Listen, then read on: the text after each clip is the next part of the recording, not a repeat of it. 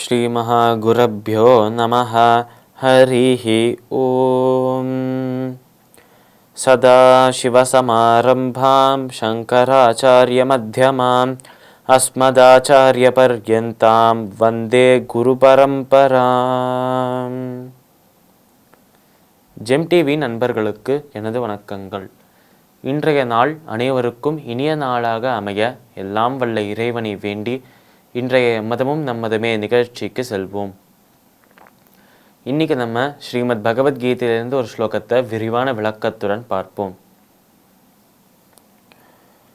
த்யக்த்வா கர்மஃபலாசங்கம் நித்ய திருப்தோ நிராஸ்ரயः கர்மண்யபிப்ரவிருத்தோபி நைவ கிஞ்சித் கரோதி சஹ.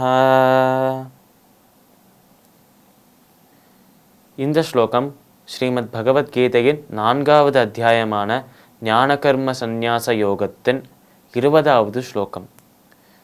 இந்த ஸ்லோகத்தில் நம்ம கிருஷ்ணர் அர்ஜுனனை பார்த்து சொல்கிறார். இதற்கு முன்னாடி நம்ம பார்த்த அந்த ஸ்லோகங்களில் கிருஷ்ணர் ஒரு ஞானியை எப்படி கண்டுபிடிக்கிறது, ஒரு ஞானிக்குண்டான அந்த ஒரு லட்சணங்கள், அந்த ஒரு குணங்கள் என்ன என்று சொன்னார். அப்படியே இன்னும் கொஞ்சம் பின்னாடி போனோம் என்றால் இந்த கர்ம யோகம் என்றால் என்ன, கர்மா இந்த செயல் என்றால் என்ன, எந்த ஒரு செயலை செய்தாலும் நான் இப்போ இந்த ஒரு செயலை செய்கிறேன்னா இந்த செயலேருந்து வரும் அந்த ஒரு பலனை பகவான்கிட்டயே நான் சமர்ப்பணம் செய்கிறேன். அப்பேற்பட்ட அந்த செயல்லேருந்து வரும் பலனையும் அந்த செயலையும் பகவான்கிட்டயே சமர்ப்பணம் செஞ்சுட்டு அந்த செயல்லேருந்து நம்மளுக்கு லாபமோ நஷ்டமோ, அதுலேயும் சுகமோ துக்கமோ, சந்தோஷம் ஆனந்தமோ இல்லை துக்கமோ எதுவாக இருந்தாலும் அதை அவரிடமே சமர்ப்பணம் செய்கிறோம்.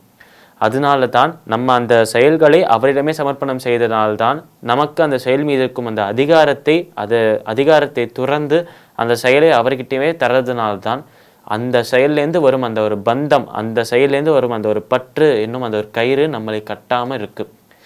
இந்த மாதிரி செயலால் பந்தப்படப்படாத ஒருத்தரை தான் ஞானம் உடையவர் என்று சொல்றா. அப்பேற்பட்ட அந்த ஞானமுடையவர் ஞானி பண்டிதன்.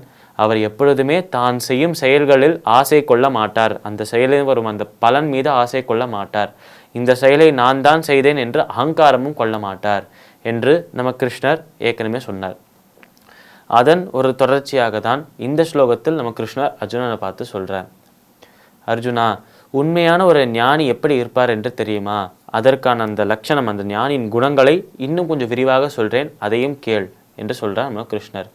ஒரு ஞானி நித்திய திருப்தோ நிராசையாக, எப்பொழுதும் திருப்தி உடையவனாக இருப்பார். இந்த மாதிரி எனக்கு ஒரு விஷயம் கிடைச்சிருது, இதுக்கு எனக்கு மேலும் மேலும் இன்னும் வேண்டும் என்று நம்ம கடவுள்கிட்ட கேட்காம இருக்கும். ஏற்கனவே நம்மக்கிட்ட இருக்கும் அந்த விஷயங்களோட சந்தோஷமாக இருக்கும்.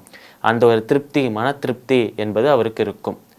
அப்பேற்பட்ட அவர் அனைத்து விதமான கர்மங்கள்லேருந்து வரும் பலன்களை துறந்தவராக இருக்கார். அனைத்து விதமான கர்மாலேருந்து வரும் அந்த பலனையும் விட்டவராக இருக்கார் என்று நம்ம கிருஷ்ண அர்ஜுனன் கிட்ட சொல்றார். நிராஸ்ரயா என்று ஒரு வார்த்தையும் சொல்றார். அவர் யார் மீதும் அவர் டிபெண்டாக இல்லை, யாரையும் நம்பி அவர் இல்லை. அவர் எதையுமே நம்பாமல் அனைத்தையுமே விட்டுட்டு கடவுள் ஒருவரே கதி என்று அவர் மீது மட்டுமே நம்பிக்கை வைத்து அவர் மீது மட்டுமே டிபெண்டாக இருக்கார். மற்றபடி கடவுளை தவிர வேற யார் மேலேயாவது டிபெண்ட் பண்ணி இருக்காரா என்று கேட்டால் கடவுளை தவிர, கடவுள் மீது அவருக்கு அந்த நம்பிக்கை இல்லை என்றால் இண்டிபெண்டாக இருப்பார். ஆனால் அவர் நம்பிக்கை வச்சிருக்கிறது கடவுள் மீது மட்டும்தான்.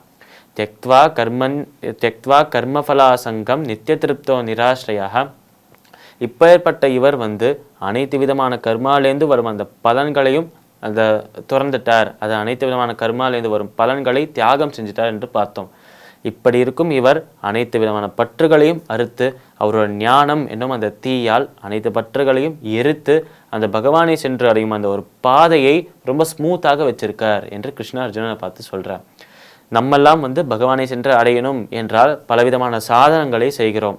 அதாவது இந்த தெய்வத்தை இந்த விதமான ஹோமம், இந்த விதமான யாகம் செய்யுங்கள், இப்படி இவர்களை வழிபட வேண்டும், இவரை பிரார்த்திக்க வேண்டும் என்று நம்ம சொல்கிறோம். இப்படியெல்லாம் செஞ்சுட்டு நம்ம எந்த ஒரு செயலை செய்யும் போதும் அந்த பகவானை மனதில் வைக்காமல் செய்தோம் என்றால் இது அனைத்துமே பாழாக போய் தொலையும் என்று கிருஷ்ண அர்ஜுனனை பார்த்து சொல்கிறார். அதனால் எந்த ஒரு செயலை செய்தாலும் அந்த பகவானை, இறைவனை நம்ம மனதில் நிறுத்தி செய்ய வேண்டும். அந்த செயலிருந்து வரும் பலனையும் அவர்கிட்டயே தந்தது. இந்த ஒரு செயலில் எனக்கு வெற்றி கிடைக்க வேண்டும், அதற்கு நீதான் துணையாக இருக்க வேண்டும் என்று இறைவனிடம் பிரார்த்தனை செய்ய வேண்டும். பகவத்கீதையின் 4வது அத்தியாயமான ஞான கர்ம சந்நியாச யோகத்தின் 20வது ஸ்லோகத்தின் விளக்கம் இதுவே. மீண்டும் நாளை சந்திப்போம். நன்றி, வணக்கம்.